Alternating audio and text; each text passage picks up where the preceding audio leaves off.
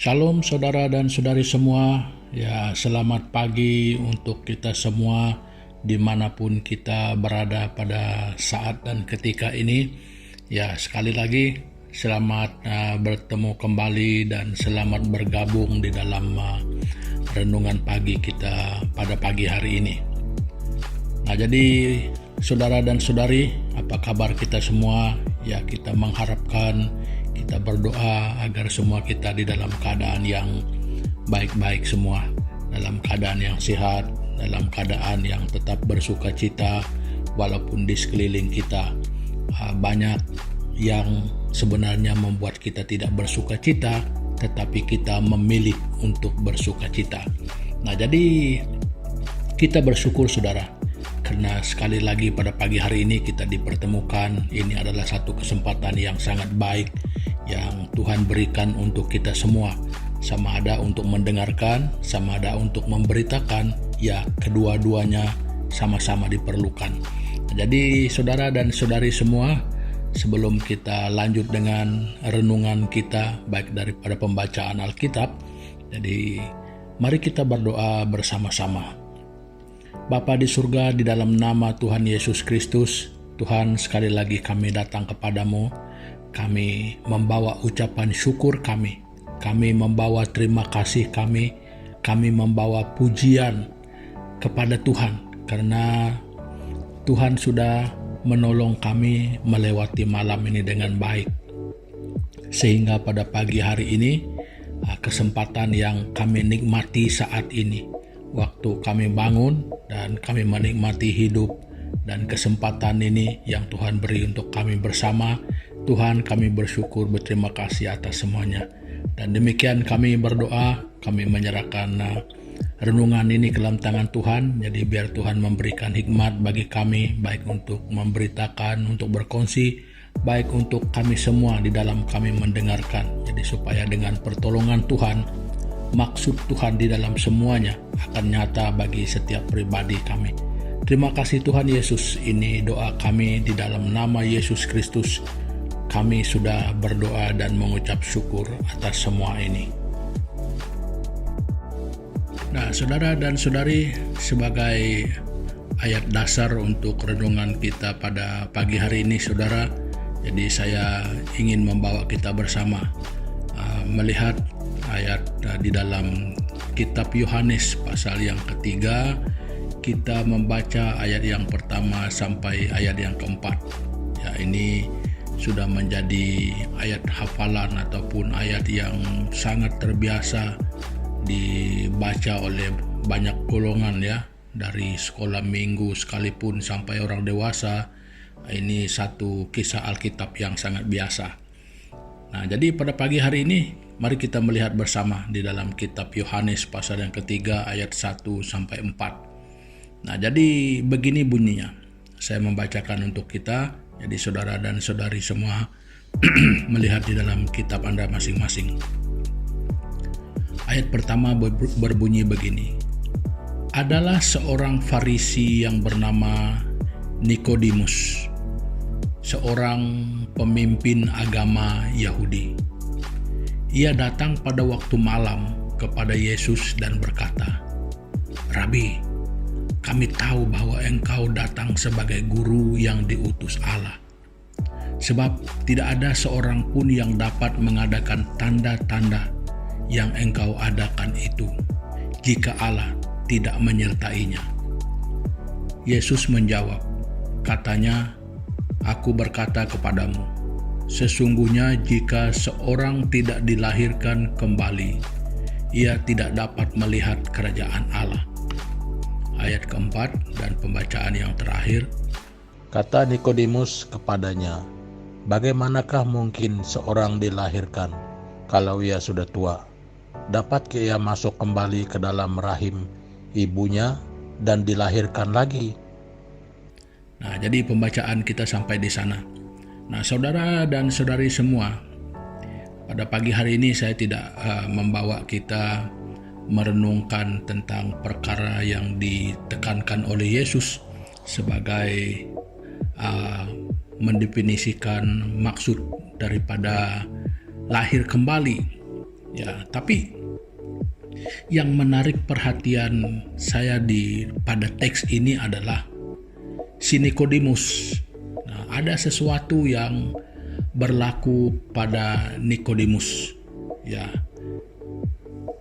sudah jelas ya kalau si Nikodemus di sini, bahkan disampai bagian akhir percakapan mereka pun dia tetap punya masalah di sana, tidak memahami, dia tidak tahu apa artinya. Nah, jadi inilah masalah yang berlaku pada Nikodemus. Dia ada masalah pada akalnya untuk mengerti apa yang Yesus katakan dengan lahir kembali. Nah, sekali lagi saya ingin tegaskan, saya tidak membahas tentang lahir kembali, tetapi saya ingin mengetengahkan bahwa ada bahayanya masalah yang sedang dialami oleh si Nikodemus ini. Apalagi dia itu sebagai guru agama, dia tidak mengerti. Nah, jadi saudara dan saudari, apa yang saya ingin ketengahkan di sini adalah supaya kita waspada dengan masalah pada akal kita. Ya. Jadi bukan hanya Nikodemus, bahkan kalau kita melihat, bukan kita menghakimi ya, kekristenan pada hari ini sekalipun, di dalam menjadi orang Kristen berpuluhan tahun, ya, tetap juga usia imannya itu tidak sesuai dengan waktu ataupun rentang waktu menjadi orang Kristen. Nah, di sini ada masalahnya dengan bagaimana kita memahami. Ya, ini bermakna ada perkara ataupun ada masalah pada akal kita itu. Nah, jadi karena akal itu sebenarnya dia seumpama satu, kalau bahasa modern ya, akal kita itu seumpama satu radar yang begitu efektif ya, radar di dalaman kita. Dia bukan saja pada pikiran, tetapi satu kemampuan yang dapat membedakan dan dapat mengerti sesuatu itu walaupun mirip-mirip, tetapi dia tetap boleh berfungsi membedakan. Nah, itu akal sehat. Nah, jadi akal yang punya masalah, seperti si Nikodemus, dia tidak mengerti yang dimaksudkan lahir kembali. Dia sudah cukup bingung dengan hal itu. Nah, jadi saudara dan saudari semua, ini menarik ya, masalah pada akal ini. Kadang-kadang menjadi orang Kristen, kita coba memahami menurut kita. Kita tidak memahami apa yang Tuhan sebenarnya kehendaki. Nah, jadi di sini adalah satu kemampuan untuk membedakan. Supaya jelas dia begini. Kadang-kadang kita punya iman itu adalah mengharapkan sesuatu yang baik daripada Tuhan. Nah, ini adalah satu kemampuan akal. Tetapi yang seharusnya adalah kita mengharapkan apa yang benar. Nah, jadi untuk mengharapkan apa yang benar itu dua hal yang pasti. Sama ada dia datang dengan cara yang manis atau yang pahit sekalipun, kita sudah tahu bahwa itu adalah kebenaran. Nah, kalau hanya mempunyai iman yang hanya mengharapkan yang baik daripada Tuhan, pada ketika sesuatu yang mungkin terjadi dalam hidup kita yang sebenarnya mendatangkan kebaikan, tetapi caranya mungkin ada sedikit di luar kemauan dan kehendak kita, jadi kita menganggap itu suatu yang tidak benar. Nah, jadi di sini adalah percaturannya bagaimana kesehatan pada akal kita. Nah, karena menjadi orang Kristen yang dewasa itu bukan lagi hanya membedakan di antara yang baik dengan yang buruk, tetapi membedakan yang baik dengan yang benar. Nah, itu sungguh berbeda sudah. kemampuan yang biasa hanya mampu melihat yang ini baik, yang ini yang buruk. Bermakna hanya bisa melihat, wah ini hitam dan itu yang putih. Nah, tetapi kedewasaan yang ataupun kekuatan kemampuan akal yang lebih sehat, yang mampu berfungsi secara optimal itu, dia dapat membedakan di antara yang baik dengan yang benar. Nah, jadi saudara dan saudari, kita sangat perlu ya mengawasi kesehatan akal kita. Nah, karena pada akal inilah yang banyak membentuk diri seseorang itu. Nah, jadi di bagian ini saya tidak menyebutkan tentang hal-hal lain di dalam kita kehidupan kerohanian kita.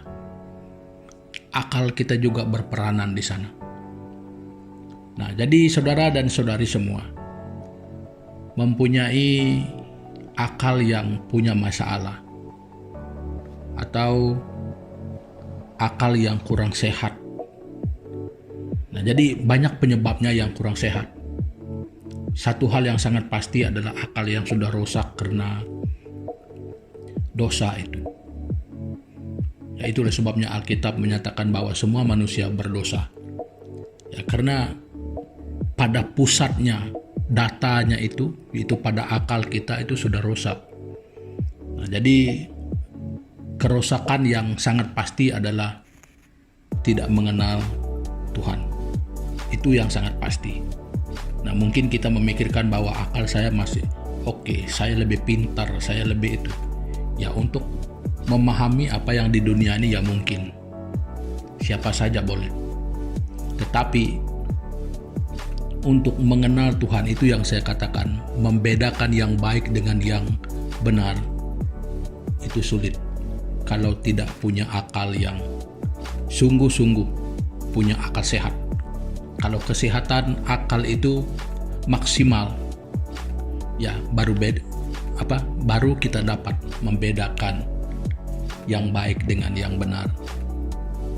Ya, untuk membedakan di antara yang buruk dengan yang jahat itu, ya itu masih dikategorikan sebagai sangat mudah.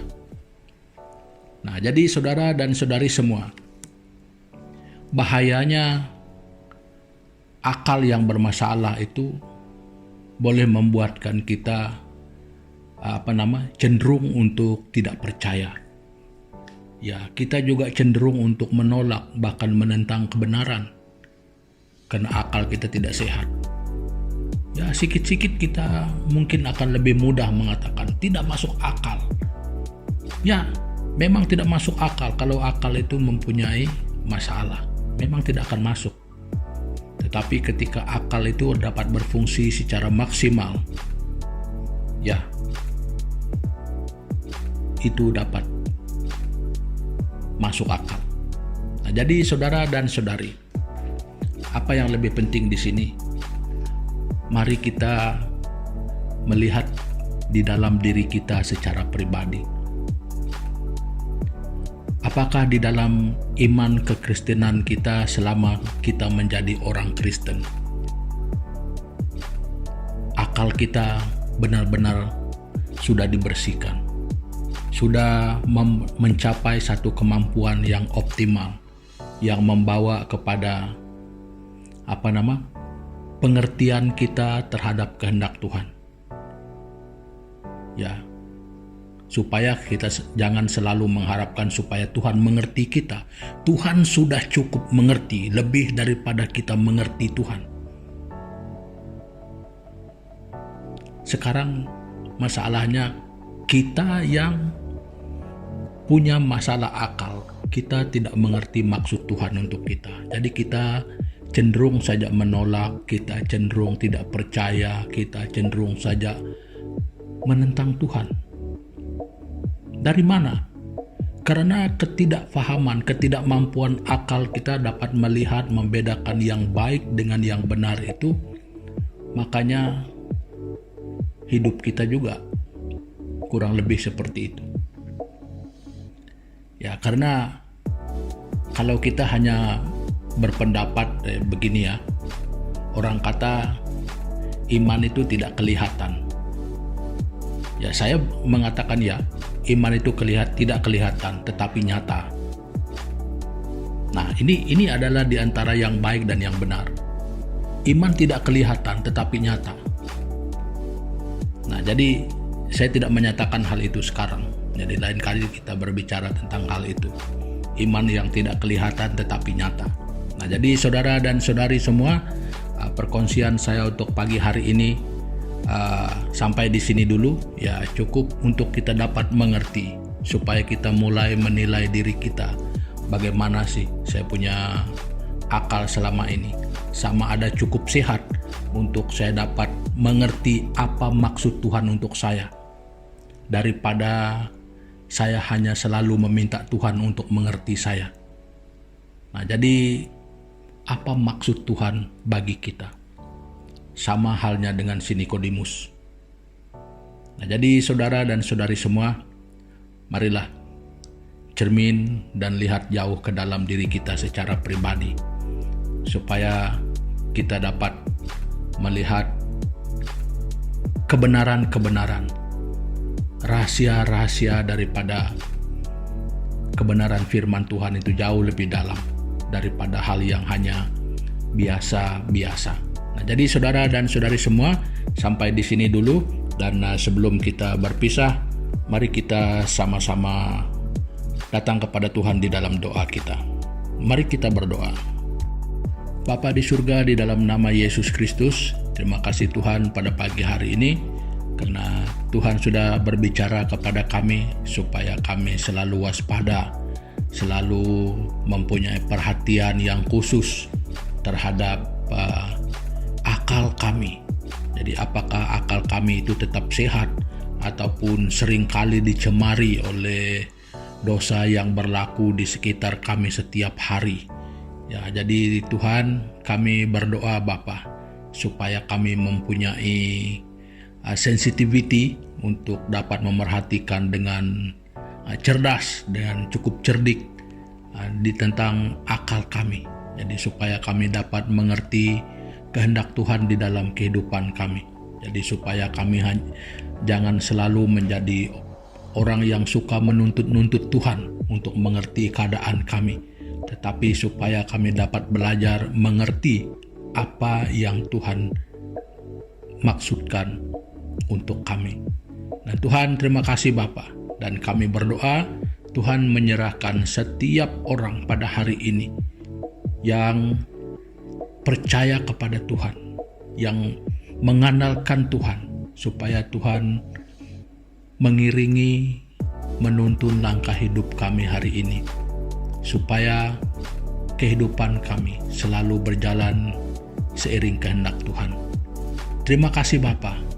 Jadi kami berdoa, mengucap syukur, menyerahkan semua ini hanya di dalam nama Tuhan Yesus Kristus, Tuhan dan Juru Selamat kami. Amin. Nah, saudara dan saudari semua, sampai di sini dulu untuk pagi hari ini. Ya, sampai kita jumpa lagi pada kesempatan yang mendatang. Terima kasih, Tuhan Yesus memberkati kita semua. Haleluya.